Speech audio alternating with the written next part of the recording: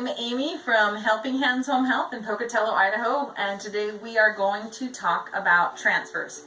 A lot of patients that we see, we have to get them out of bed, and so I want to make sure that you are trained to get a person out of bed properly so that you're not hurting yourself or the patient or a family member, whoever you're taking care of. So first thing that I want to make sure everybody knows is have the person do as much for themselves as possible. Number one rule of a therapist. Yes, CNAs, they'll do everything for them, but therapists, you want the patient to do as much for themselves as possible or they will not gain any strength back. So first things first, I want to ask her if she can get herself to the edge of the bed. Can you get yourself to the edge of the bed? I think so. Perfect. Then what she's doing is called a log roll. So she's rolling herself to her side, bringing her legs over the edge, and she's going to push herself up using both hands, coming up to a seated position, okay? Now, if a person cannot do that on their own, you can help, but you want to make sure that you, especially since this bed is really low, you want to make sure that you are protecting your back by using your legs, squatting down, and don't ever just bend over like this. You will kill yourself. Doesn't matter if you're 18 years old, when you get to 38, you'll be wishing you didn't do that. Okay, again, we're gonna go get the gait belt back on. You wanna have the teeth first, just like we talked about in our last video. Coming around, and you wanna get it as tight as you can. Be careful if there's any kind of tubing come out of their stomach or side or anywhere on their body. You gotta be careful with that. Okay, getting that as snug as they can handle without hurting them. You want to make sure that the person is scooted out toward the edge of the bed. That is going to help you and help them use more body mechanics. And if you notice, she kind of scooted side to side. If they're not able to stand to scoot forward just like you and I would normally do, like that, have them do a scoot. So it's like they're, well, how would you call that? Like a scissoring. One side forward, then the other side forward. Okay, another thing that you want to know is do not ever, ever, ever let a patient grab you around the neck to stand up. You're gonna hurt yourself. Okay, so the best thing that you could do with a patient is teach them to push themselves up. So hands on the bed, and they can use their arms to push themselves up. That is going to be the best thing for you and the patient. Okay. Again, you want to use your legs to stand people up. Do not just bend over back at the hips. It will hurt your back, I promise you. Experience. Okay, so I'm coming down in a good squat. I want them to lean forward, nose over toes, and help me pull them up. And again, you're using your hands underneath the gait belt to pull them forward. And when they're up, depending on their stability, you want to make sure that you have a nice stance. And keep hold of them. If they need that extra stability, I'm able to just keep her intact here. Okay? So now we want to talk about a little bit different situation. Instead of just standing them up to you, we're going to stand them up to a walker so that you can allow them to continue to walk. Sorry. So again, we have them at the edge of the bed, which is normal for what people do at home, getting up in the morning, get out of the bed first things first. Have them scoot forward. Again, do as much for themselves as possible. I promise you that will save your life.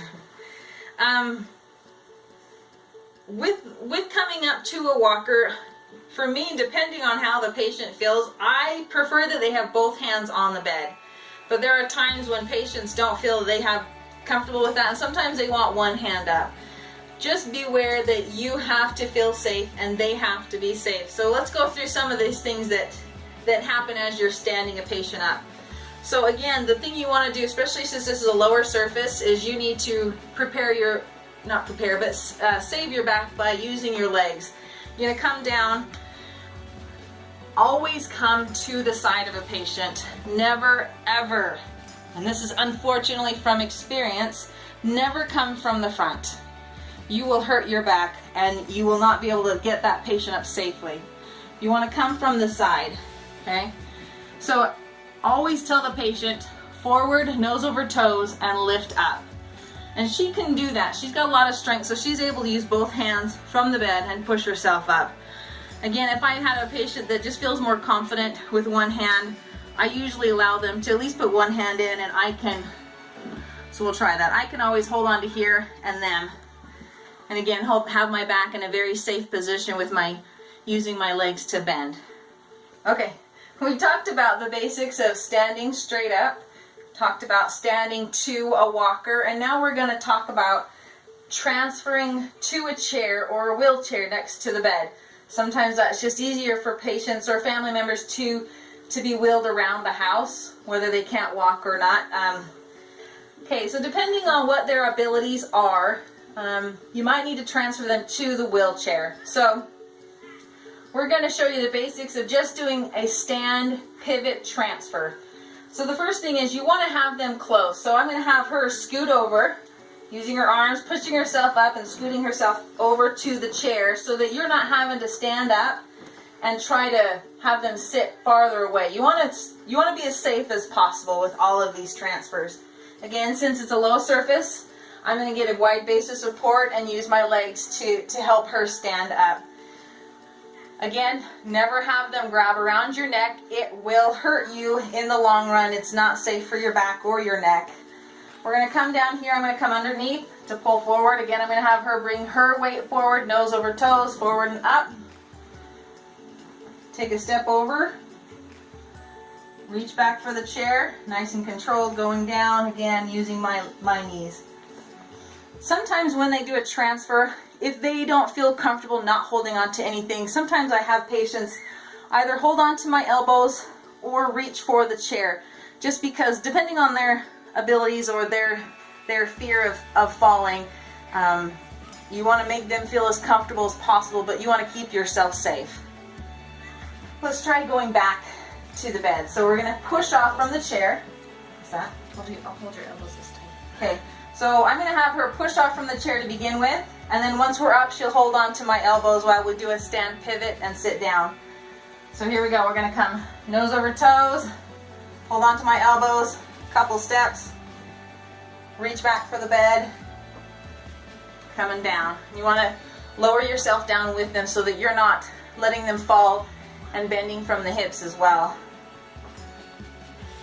If the patient is not able to take a couple steps, whether they're not able to bear weight or whether they're not able to weight shift back and forth, you want to position them in a way that allows them to pivot easier. And one way to do that is obviously having them close to the chair, bringing their leading leg forward so that as they stand up, it's easier to get them to turn. So here we are. Another way too, sometimes patients can use the chair, since it's a little higher, the armrest, allow them to push themselves up more. So let's try it in this position. Leg forward like so. We're going to come up and down. Thanks for watching our YouTube video on how to perform a transfer. I am Amy. And I'm Christy. We are from Helping Hands Home Health of Pocatello, Idaho. Bye.